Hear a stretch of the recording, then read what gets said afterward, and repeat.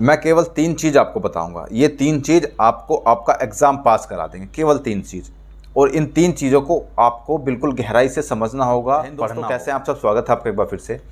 देखिए यूपीएसआई का UP constable का जब एग्ज़ाम आपका कैंसिल हुआ था, तब गवर्नमेंट ने कहा था कि 6 महीने के अंदर हम आपका एग्ज़ाम करा ले जाएंगे।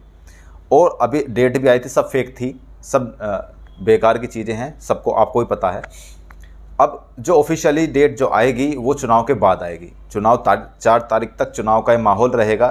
4 तारीख के बाद ये माहौल ठंडा हो जाएगा, तो उसके बाद बहुत जल्द आपके सामने एग्ज़ाम की ऑफिशियली डेट भी आ जाएगी। तो बहुत ज़्यादा समय आपके पास नहीं है, अगर आप, क्योंकि ये चीज़ें पता है क्यों होती हैं भाई, आज किसी ने डेट डाल दी, किसी ने एडिट करके कुछ डाल दिया, ये इसलिए होती हैं ताकि जो लोग पढ़ रहे हैं, जो लोग जिसका रिदम बना हुआ पढ़ने का, उसका रिदम टूट जाए, उनकी तैयारी ना हो पाए, हमारी तैयारी हो जाए और हम आगे निकल जाएँ। ये चीज़ें होती हैं, आप उस चीज़ पे बिल्कुल ध्यान मत दीजिएगा, जब तक ऑफिशियली ना आ जाए बिल्कुल ध्यान मत दीजिएगा। दूसरी बात, 3 चीज़ों की मैं बात कर रहा था। अगर आपको आपका एग्ज़ाम, देखिए जिसने एग्ज़ाम दिया था उसको कैंसिल हो गया था, वो कुछ लोग तो ऐसे थे एग्ज़ाम में बैठ के एनालिसिस कर रहे थे अपने आप को, पता है ये क्वेश्चन मुझसे क्यों नहीं हो रहा है, क्योंकि मैंने रिवीजन अच्छे से नहीं किया, मैंने प्रैक्टिस सेट अच्छे से नहीं लगाई, मेरे पास टाइम की कमी है, मैं होपलेस हो जाता हूँ एग्ज़ाम में बैठ करके। बहुत सारी अपनी कमी को सब ने एनालिसिस किया घर आ करके, सबको पता होता है कि मेरी कहाँ कमी रह गई है, कि मेरे नंबर जो है स्कोर कम है। अगर आपने उस कमी पर अब ध्यान दिया, उस कमी को आपने दूर कर दिया, तो यानी कि आपका सिलेक्शन निश्चित है।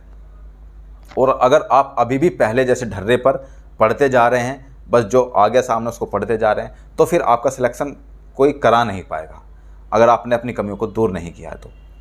3 चीज़ें जो मैं आपको बता रहा हूँ, ये आपके लिए गोल्डन अपॉर्चुनिटी है, जो आपको सेकंड चांस मिला है। अब आप इन सब को जो भी अपनी कमी दूर करके आप सिलेक्शन ले सकते हैं। 3 चीज़ें, सबसे पहले तो लास्ट ईयर के जितने भी क्वेश्चन पेपर्स हैं वो आपको लगाने ही पड़ेंगे, चाहे वो अभी जो 2024 में कैंसिल हुए एग्ज़ाम, चाहे वो वाले एग्ज़ाम हो, चाहे उससे पहले लास्ट ईयर क्वेश्चन पेपर्स हों। मतलब ये देख लो कि उसको रट लो।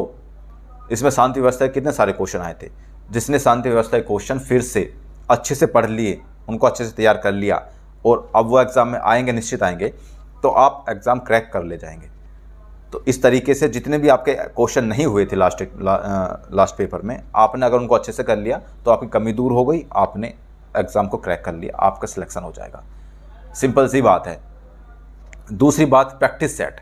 प्रैक्टिस सेट आपको लगाने ही लगाने हैं, और 2 से 3 दिन में एक प्रैक्टिस सेट लगाना है। ऑफलाइन मिल जाए तो बेटर है, बेस्ट है।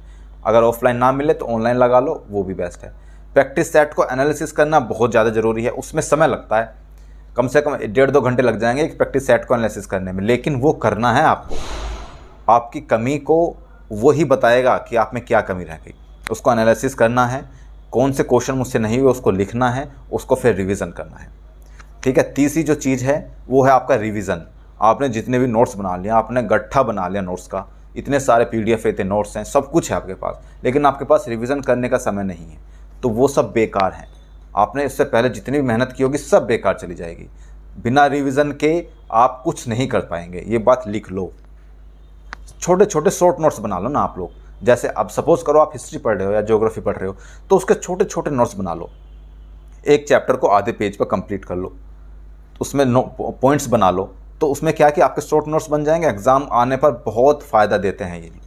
आप उसको रिवीजन करके चले जाओ, आप जा करके एग्ज़ाम में टिक कर आओगे। इस तरीके से बहुत फ़ायदा देते हैं, ठीक है। रिवीजन की बात मैं कर रहा था। मैथ और रीजनिंग का रिवीजन रुकना नहीं चाहिए, बिल्कुल भी नहीं रुकना चाहिए, एक भी दिन मिस नहीं करने चाहिए।